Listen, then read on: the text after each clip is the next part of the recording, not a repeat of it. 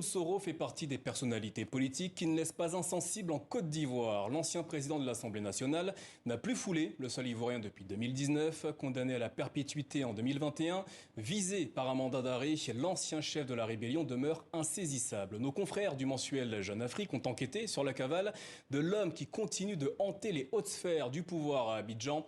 Vincent Duhem, bonsoir et merci d'être avec nous. Vous êtes journaliste à Jeune Afrique et vous êtes l'auteur de cette enquête. Avant d'entrer dans le détail de votre travail, pouvez-vous nous rappeler qui est Guillaume Soro? Guillaume Soro, il s'est d'abord fait un nom après avoir été un leader étudiant en tant que chef de la rébellion dans les années 2000. C'est à ce moment-là qu'il a commencé à côtoyer des chefs d'État africains, qu'il en a impressionné certains par son courage, son bagou. Et après, il est entré en politique. Il a été ministre, Premier ministre de Laurent Gbagbo, puis d'Alassane Ouattara, après avril 2011. Et enfin président de l'Assemblée nationale. Et pendant toutes ces années, il a caressé le rêve et l'espoir de devenir à son tour président, de succéder à Alassane Ouattara. Il était persuadé que c'était son destin. Même il assurait qu'on lui avait promis, qu'Alassane Ouattara lui avait promis directement. Et puis à un moment, il s'est rendu compte que le chef de l'État ivoirien avait d'autres plans. Et il a décidé de prendre son indépendance pour se présenter à l'élection présidentielle d'octobre 2020. Et c'est là qu'il y a eu la cassure avec le pouvoir ivoirien, et c'est là que ces déboires ont commencé. En 2021, la justice ivoirienne a condamné Guillaume Soro à la prison à perpétuité pour atteinte à la sûreté de l'État. Pour quelle raison? La justice ivoirienne se base principalement sur 2 enregistrements faits à l'insu de Guillaume Soro et divulgués en 2019.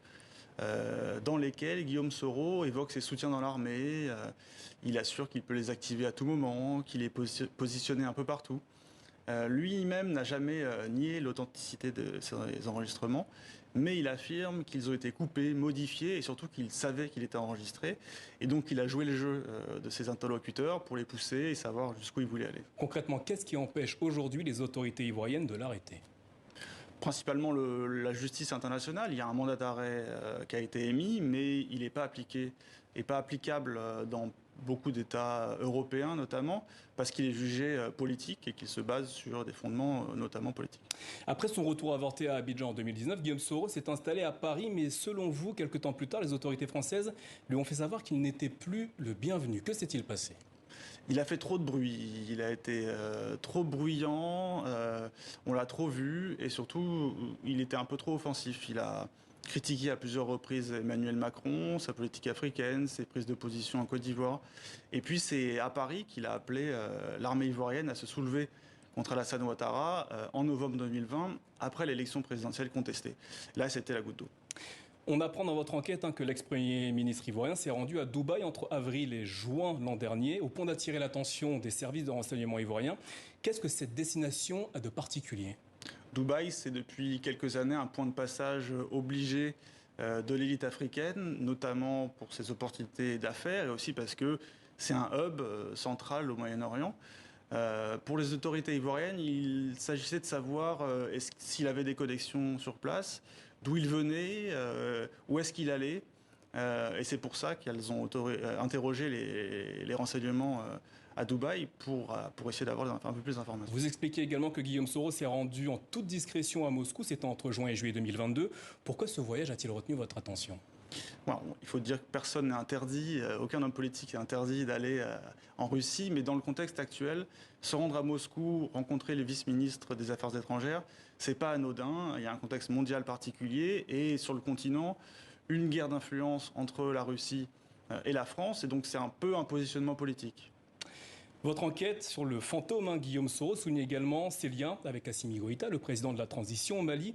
Quels liens, quelles relations entretiennent ces 2 hommes? Il a des connexions avec Assimi Goïta, mais pas seulement, avec plusieurs personnalités importantes de la junte. Le Mali, c'est un peu son dernier soutien peut-être. Il y a un de ses proches qui habite à Bamako, qui est d'ailleurs recherché par les autorités ivoiriennes. Récemment, en mars, il y a une réunion publique organisée par des proches de Soro appelant à son retour en Côte d'Ivoire qui a été organisée. Donc il y a, oui, au minimum la mansuétude et sinon un soutien malien envers Guillaume Soro. Dans cette enquête, vous revenez sur le rôle qu'aurait joué Guillaume Soro dans le délicat dossier des 49 soldats ivoiriens qui avaient été détenus au Mali. Concrètement, qu'aurait-il fait dans ce dossier? Alors, on ne sait pas avec précision, mais on peut dire qu'il a expliquer aux autorités maliennes les incohérences qu'il y avait dans le contrat qui liait la société SAS à l'armée ivoirienne. Et certaines de ces informations ont servi aux autorités maliennes à détenir et arrêter les soldats. Pour certains, l'exil ou la fuite peuvent parfois être très compliqués financièrement. Combien de temps Guillaume Soro peut-il tenir ainsi? C'est difficile à dire. Ses proches assurent qu'il n'est pas dans le besoin. Certaines sources rappellent qu'il s'est largement enrichi pendant la rébellion et qu'il a bien mis à profit cet argent, qu'il a bien placé. Mais il y a quelques indices qui nuancent un petit peu cet optimisme, notamment le fait qu'il a voulu récupérer l'intégralité d'une assurance vie qu'il avait souscrit en France en 2003, c'est près de 200 000 euros. Il a voulu le récupérer et en fait ça a été bloqué par la justice française dans le cadre d'une plainte contre lui à Paris. Pourquoi Guillaume Soro ne tente-t-il pas tout simplement de se réconcilier avec le président ivoirien? Je ne sais pas s'il est têtu ou s'il estime vraiment qu'il est dans son bon droit. Depuis plusieurs années, il n'en démord pas. Il estime qu'il est victime d'une cabale politique, qu'on veut seulement l'empêcher de se présenter à l'élection présidentielle. Et il ne veut pas s'excuser, il ne veut pas faire ce que beaucoup d'opposants ont fait.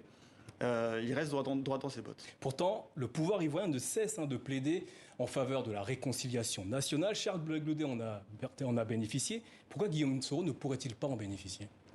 À l'heure actuelle, si Guillaume Soro rentre en Côte d'Ivoire, il va en prison. En fait, c'est le message qui a été passé depuis plusieurs années par Alassane Ouattara en privé, par ses proches. Le cas Soro, il a été évoqué plusieurs fois entre Alassane Ouattara et ses prédécesseurs, Henri Konan Bédié et Laurent Gbagbo. À chaque fois, le président ivoirien a été ferme. Il fait du cas Soro une ligne rouge. Il ne veut pas faire de concessions. Il y a de l'intime.